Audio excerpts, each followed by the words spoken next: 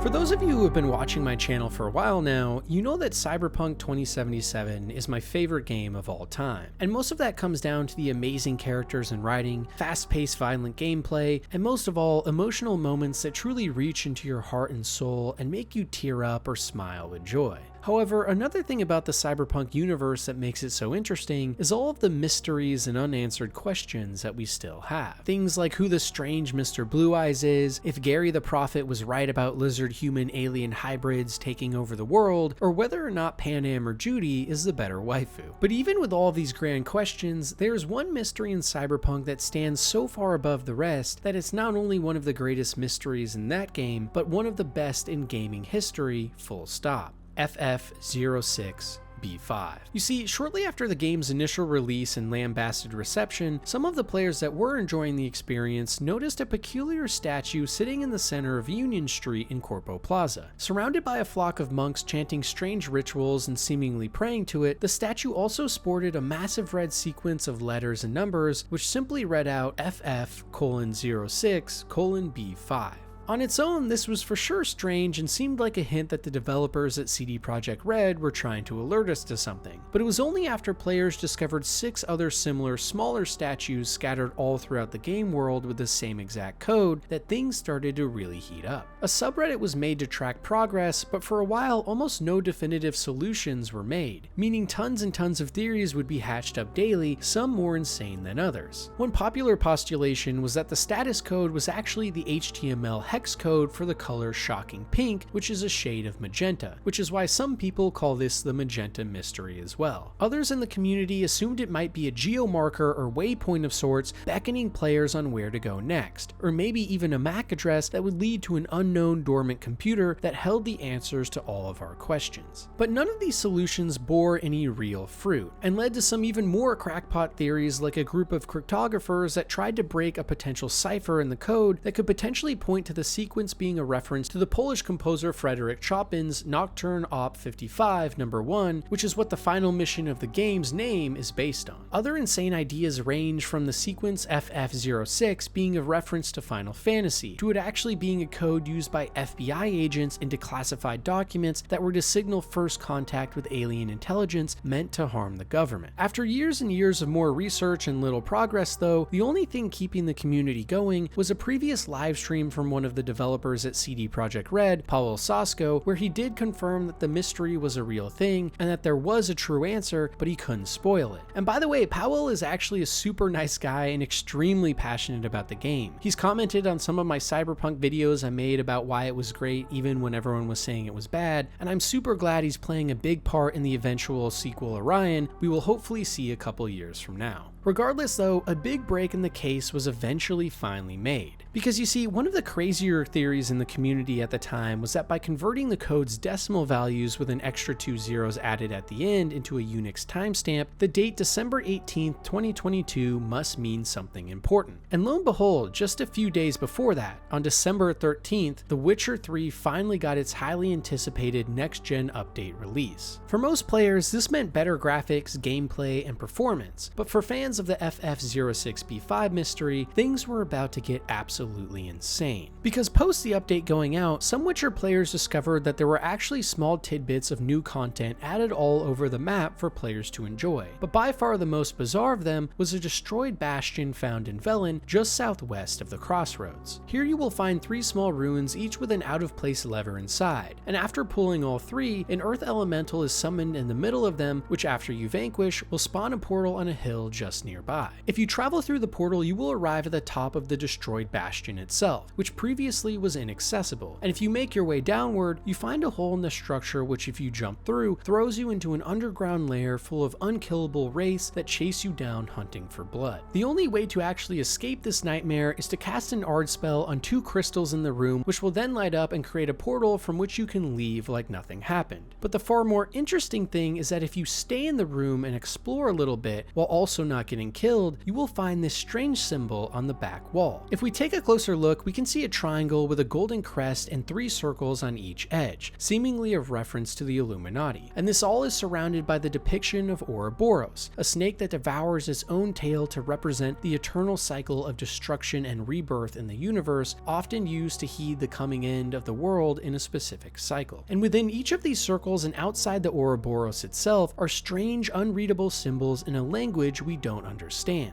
But since we're in the Witcher universe, we can assume that these are all written in what is called Elder Writing, which is a play on the real-world Glagoltic language, the oldest ever recorded Slavic alphabet in history. So if we translate these symbols using the Glagoltic reference manuals and then translate that into Latin, we are left with this sequence of letters: FF, VQ, BZ, KW, GB, FP, OVE, YAR. And what does this sequence somewhat remind us of? FF06B5.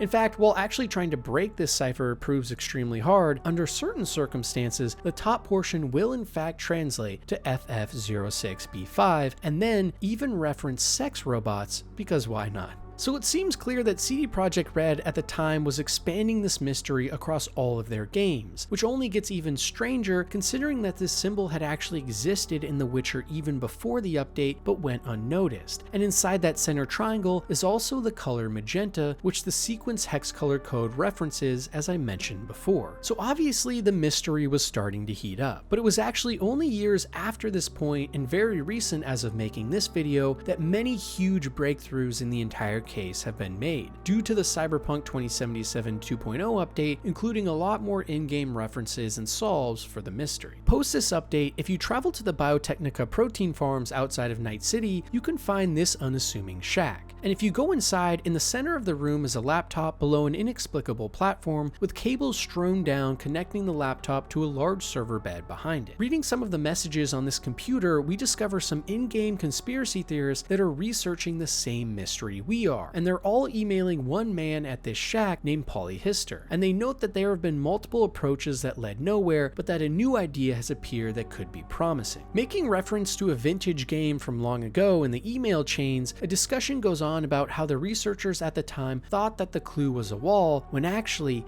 the entire time it was a door. This seems like a very obvious suggestion from CD Projekt Red that the symbol we found on that underground wall in The Witcher 3, which would actually be considered a vintage game by the year 2077, was actually a door to something greater, not just a strange cipher on a wall. And this is where things finally get absolutely unbelievable. Cyberpunk players and investigators were able to find another nearby laptop abandoned in a landfill, and inside were contents that seemed to have cipher table translations for some of the Witcher Ouroboros Illuminati wall pictures. And on top of this, inside Polyhister's shack in the Biotechnica flats, there was also an arcade machine hidden in the corner, which if activated was an entirely new minigame that closely resembled Doom. When playing, you can try to get a new high score, but even more interestingly, if you check the previous players, Polyhister's high score is actually FF06B5. By playing the game for hours on hours, players were then able to discover that there actually was a secret level you could access in the minigame by going through a convoluted and extensive list of steps, and after accessing this level and converting the symbols from the Witcher image, along with an entire host of other cryptographic and investigative steps, which I won't go into here in the interest of time, eventually it was discovered that the entire time, the Witcher symbols were actually a set of coordinates, a door peering into our final steps. If we go to the coordinates in Cyberpunk, they are in the middle of the desert with absolutely nothing of note nearby. That is except for one out-of-place mattress sitting on the ground. Standing on the mattress without moving or touching your controller or keyboard for over 30 minutes then results in by far the most insane thing this mystery's seen yet. Suddenly, V is hit by an especially intense relic malfunction, which causes them to pass out on the mattress, after which a black screen with a figure of Ouroboros appears. Symbols and text start to reveal themselves and move across the screen in an odd motion. And then, in a flash, a white and hazy portal is opened that reveals a sequence of seemingly random numbers, and then the real horror begins. In the dead of night, in the desert with no one around you in pitch blackness, an otherworldly cube of sorts appears right in front of you, with flashing lights and a strange and ominous hum as it darts around you. The text, "No future, trust no one, and turn back are transmitted into V's vision as you can barely move, after which the sequence ends as soon as it starts. You awake for a brief moment to find a man standing over you, after which you pass out and again awake in the middle of the desert, this time with a pile of clothes next to you, as well as a whole host of equipment and laptop, which if you read through has detailed logging of someone who was investigating you during your entire ordeal. And well, as of right now, this is where the mystery ends, with in many ways more questions than answers, but finally definitive proof that something truly unbelievable and crazy is going on here, and also a mystery that will likely now carry on into every CD Projekt Red game in the foreseeable future. Could it be related to the monks we saw around the statue from the beginning? After all, there is a quest in game where a monk randomly disappears before your very eyes, and he looks very similar to the man we woke up to standing over us. And also, how is the world of The Witcher involved? Maybe the conjunction of the spheres, the most important event in the entire Witcher universe, which saw multiple dimensions colliding into one another, could mean that the world of Cyberpunk and The Witcher have become one, which we also know from seeing references to Ciri in both games. Or could it be that Mr. Blue Eyes, the mysterious man watching us throughout the entire time we play Cyberpunk, is actually behind this larger conspiracy? To me, it seems clear that this grand mystery is only getting started, and the strange cube and otherworldly things we have seen firsthand imply that either aliens or maybe hyper-intelligent artificial intelligence behind the black wall, a protective barrier for rogue AI in the net in Cyberpunk, are behind everything.